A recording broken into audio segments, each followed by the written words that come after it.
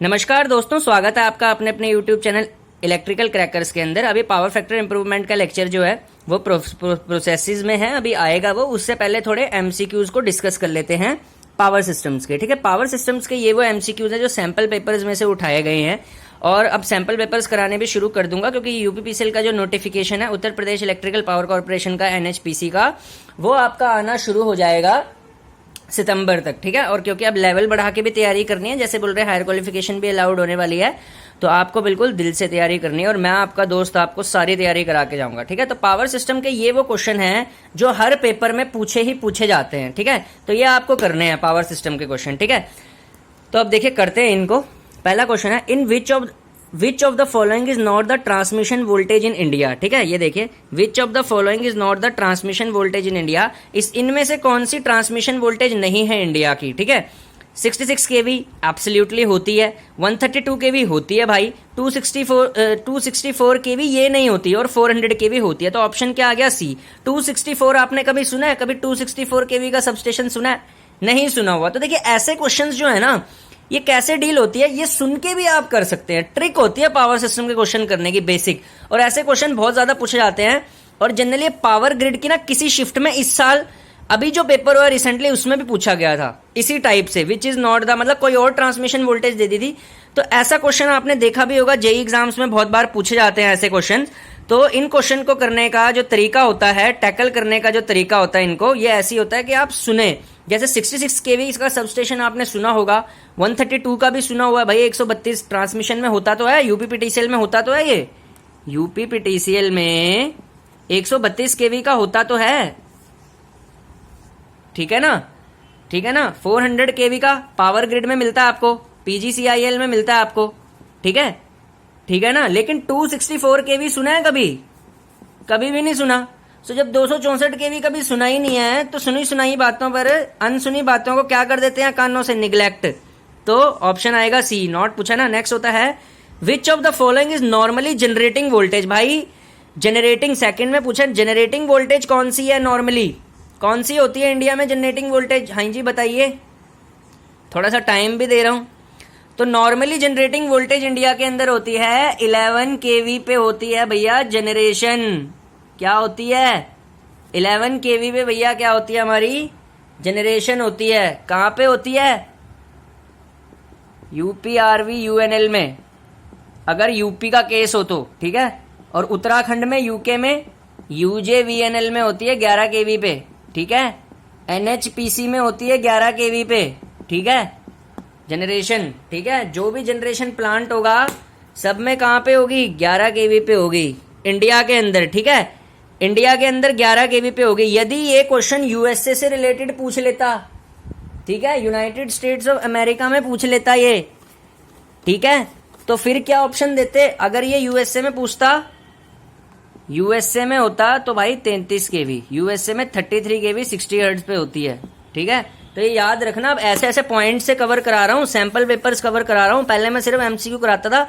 Sample papers क्यों करने जरूरी होते हैं? सैंपल पेपर्स का मतलब होता है जो प्रीवियस ईयर में आ चुके हैं और कुछ इसमें नए ऐड भी होते हैं। ठीक है, तो अब मैं सीधा थ्योरी पढ़ाऊंगा, न्यूमेरिकल कराऊंगा बोर्ड पे, और उसके बाद ऐसे ना सैंपल पेपर्स की एक बुक है, इसे करा दूंगा मैं आपको। इससे फिर आपका अच्छा लेवल बन जाएगा। ठीक है, नेक्स्ट है भाई, maximum permissible operating temperature of class E insulation. ठीक है, जरा इसको ध्यान से पढ़ो। ये बोल रहा है maximum permissible operating temperature of class E insulation. Class E insulation का मैक्सिमम परमिसिबल ऑपरेटिंग टेम्परेचर क्या होता है? बताइए जरा, क्या होता है? 120 डिग्री होता है। सी ऑप्शन आएगा इसका। क्या आएगा ऑप्शन इसका? सी, 120 डिग्री। ठीक है, तो ऑप्शन क्या आएगा इसका? 120 डिग्री। ठीक है, नेक्स्ट है हमारा, विच of the following is not the distribution system used in India. भाई कौन सा डिस्ट्रीब्यूशन सिस्टम इंडिया में यूज नहीं होता? 3 फेज 4 वायर होता है। ठीक है, 3 phase 3 wire, single phase 3 wire. Single phase 4 wire कभी यूज नहीं होता। सिंगल फेज 4 वायर सिस्टम कभी यूज नहीं होता। ऑप्शन क्या आएगा? डी आएगा। सिंगल फेज 4 वायर सिस्टम कभी भी यूज नहीं होता। ठीक है, नेक्स्ट है, conductors for high voltage transmission line are suspended from towers. Conductor जो होते हैं हाई वोल्टेज ट्रांसमिशन लाइन के, उन्हें टावर से सस्पेंड क्यों किया जाता है? ठीक है भाई, सुनो क्वेश्चन क्या कह रहा है। मान लो कोई एचवी लाइन का कंडक्टर है, ठीक है, ये हमारी हाई वोल्टेज लाइन है, ठीक है, ऐसे जाती है ना हाई वोल्टेज लाइन, ठीक है, ये इंसुलेटर्स हैं, इसको ऐसे टावर से सस्पेंड क्यों किया जाता है ये बोल रहा है। भाई टावर से इसको इसलिए लगाया जाता है ताकि ग्राउंड क्लियरेंस प्रोवाइड करें। ये ग्राउंड है, यहां से क्लियरेंस हो सके, हाइट दे सके इसको, ठीक है। तो अब ऑप्शन देखो ग्राउंड क्लियरेंस कहां पे आ रहा है, ऑप्शन देखो जरा, ये था ना question, conductors for high voltage transmission line are suspended from tower to increase the ground clearance, option आएगा B. Transmission efficiency increases as, transmission efficiency कब इंक्रीज करती है? जब वोल्टेज और पावर फैक्टर दोनों बढ़ता है तब ट्रांसमिशन एफिशिएंसी इंक्रीज करती है। तो कहां पे है? ऑप्शन बी, ऑप्शन बी आएगा इसका, voltage and power factor both, नहीं option A, voltage and power factor both increase. Transmission efficiency बढ़ती है जब वोल्टेज और पावर फैक्टर दोनों इंक्रीज करता है, ठीक है। तो ये याद रखना, वोल्टेज और पावर फैक्टर इंक्रीज करना चाहिए ट्रांसमिशन एफिशिएंसी बढ़ने के लिए, ठीक है। नेक्स्ट है हमारे पास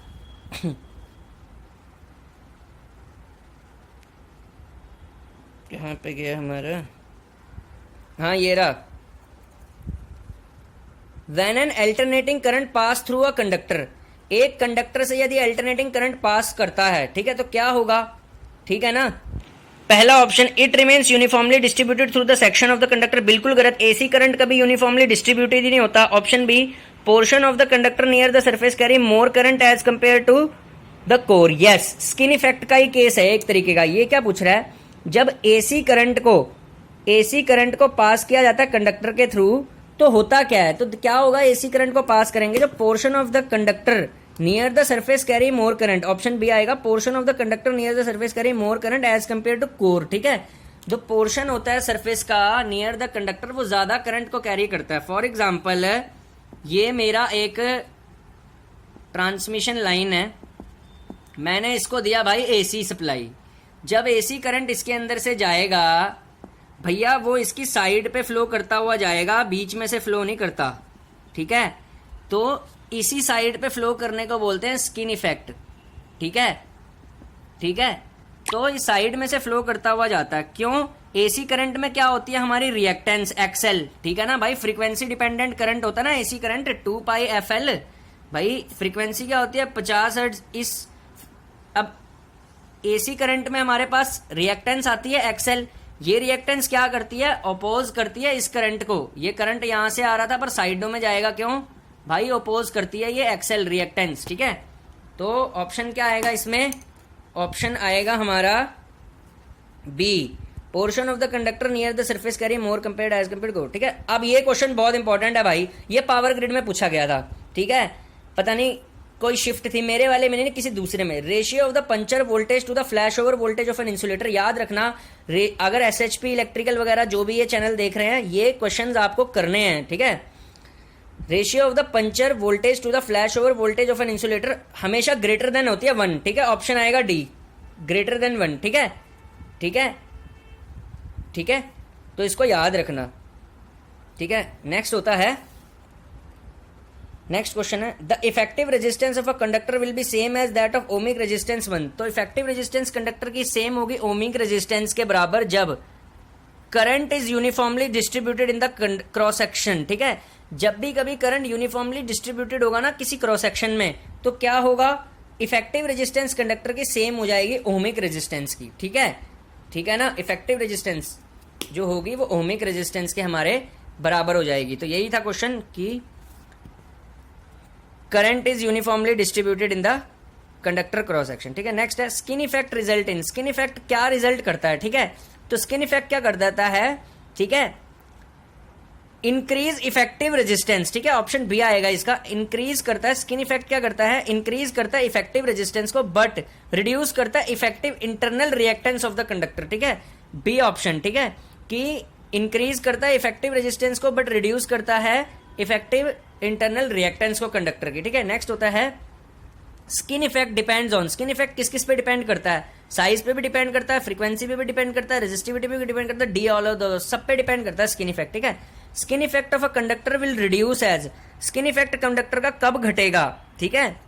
डायामीटर बढ़ेगा नहीं, इससे तो बढ़ेगा, फ्रीक्वेंसी बढ़ेगी बढ़ेगी, परमेबिलिटी बढ़ेगा तब भी बढ़ेगा, रेजिस्टिविटी अगर कंडक्टर की इंक्रीज करेगी स्किन इफेक्ट घटेगा, ठीक है, ठीक है, रेजिस्टिविटी बढ़ेगी, ठीक है। नेक्स्ट होता है हमारे पास, नेक्स्ट क्वेश्चन है skin effect is proportional to the, skin effect किसके प्रोपोर्शनल होता है, डायमीटर ऑफ कंडक्टर के स्क्वायर का, ऑप्शन सी, ऑप्शन सी, ठीक है। Skin effect is proportional to the diameter of conductor का स्क्वायर, ठीक है, सी ऑप्शन आएगा, ठीक है, डायमीटर के कंडक्टर का स्क्वायर, ठीक है। नेक्स्ट होती है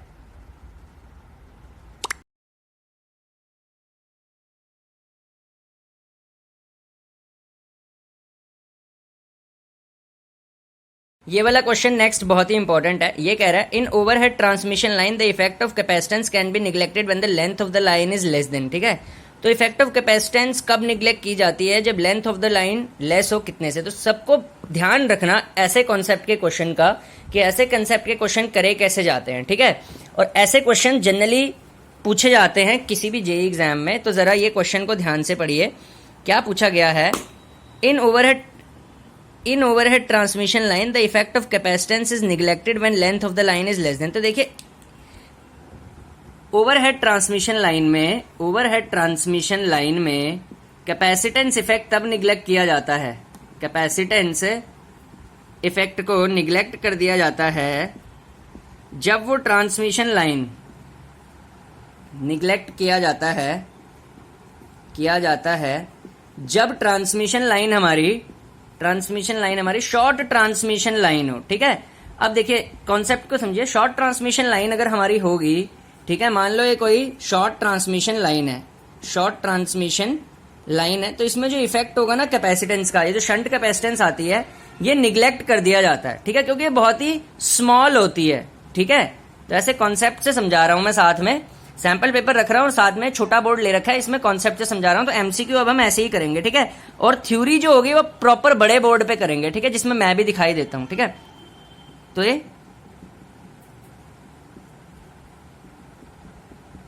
निग्लिजिबल होती है शॉर्ट ट्रांसमिशन लाइन में, शंट कैपेसिटेंस जो होती है वो निग्लिजिबल होती है, ठीक है, बहुत ही कम होती है, ठीक है। और शॉर्ट ट्रांसमिशन लाइन 80 किलोमीटर तक की होती है, ठीक है। तो ऑप्शन आएगा डी, ठीक है, ऑप्शन क्या आएगा, डी, ठीक है। नेक्स्ट है for constant voltage transmission the voltage drop is compensated by installing, ठीक है, ध्यान से पढ़िए इस क्वेश्चन को। For constant voltage transmission the voltage drop is concentrated by installing. तो कांस्टेंट वोल्टेज ट्रांसमिशन में जो वोल्टेज ड्रॉप कंपनसेट होता है, ठीक है, ये बड़ा इंपॉर्टेंट क्वेश्चन है, ये होता है सिंक्रोनस मोटर से, ठीक है। तो ऑप्शन आएगा ए, ठीक है, कांस्टेंट वोल्टेज ट्रांसमिशन में। नेक्स्ट है disadvantage of constant voltage transmission is, constant voltage transmission का डिसएडवांटेज क्या होता है कि कांस्टेंट वोल्टेज ट्रांसमिशन जो होता है ना वो शॉर्ट सर्किट करंट सिस्टम का बढ़ा देता है, short circuit current of the system is increase. तो ऑप्शन आएगा ए, ठीक है। तो डिसएडवांटेज होता है कांस्टेंट वोल्टेज ट्रांसमिशन का, ठीक है। नेक्स्ट क्वेश्चन भी बहुत ज्यादा इंपॉर्टेंट है, क्या कह रहा है, surge impedance for overhead line is, overhead line के लिए सर्ज इंपिडेंस कितनी होती है। तो ओवरहेड लाइन के लिए सर्ज इंपिडेंस होती है वो 100 से 200 ओम्स के बराबर होती है, ठीक है। अब यही क्वेश्चन ना दूसरे स्टाइल में भी पूछा जाता है, ठीक है, कैसे,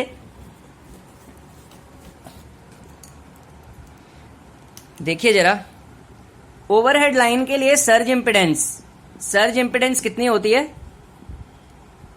ठीक है, कितनी होती है, लगभग 100 से 200 ओम्स, ठीक है। लेकिन यदि ये क्वेश्चन केबल्स के लिए पूछा गया था, अंडरग्राउंड केबल्स के लिए, ठीक है, तो वो होते हैं 50 ओम्स के बराबर, ठीक है। तो एक से मैंने दूसरा एमसीक्यू भी कवर करा दिया। तो अंडरग्राउंड केबल का जब भी आएगा तो आपने 50 ओम्स करना है, ठीक है।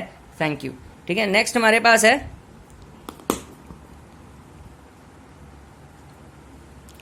Pin type insulator are normally use for the voltage up to. तो पिन टाइप इंसुलेटर कब तक के लिए होता है, 33 केवी तक के लिए।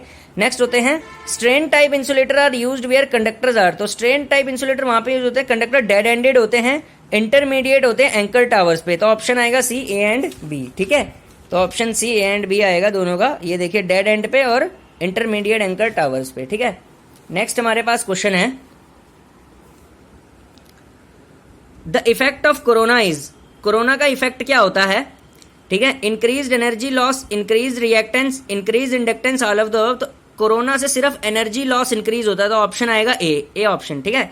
नेक्स्ट है corona usually occur when the electrostatic stress in the air is around. तो कोरोना जब भी होता है इलेक्ट्रोस्टैटिक स्ट्रेस कब होता है कोरोना, 30 केवी मैक्सिमम वैल्यू पर सेंटीमीटर में, 30 केवी पर सेंटीमीटर मैक्सिमम वैल्यू पर सेंटीमीटर में होता है, ये मैक्सिमम वैल्यू के लिए होता है।